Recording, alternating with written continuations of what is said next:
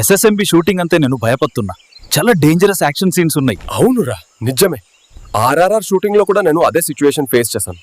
అయితే బాబుతో పని చేయదంతే డబుల్ డారింగ్ ఉండాలి. ఖచ్చితంగా.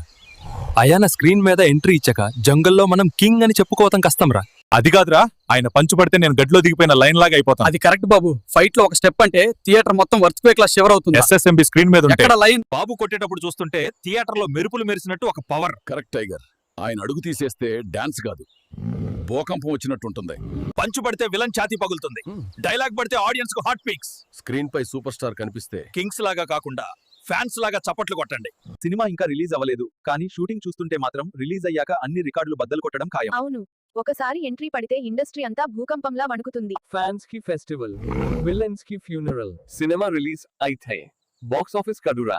అది మహేష్ బాబుకి బ్యాటిల్ ఫీల్డ్ లాగా ఉంటుంది. బాబు ఎంట్రీ అయితే స్క్రీన్ మీద ఒక కింగ్, స్క్రీన్ బయట కొత్త మందికి ఒక గాడ్. క్లైమాక్స్ లో విలన్ ఎండ్ అయ్యాక బాక్స్ ఆఫీస్ లో హిస్టరీ స్టార్ట్ అవుతుంది.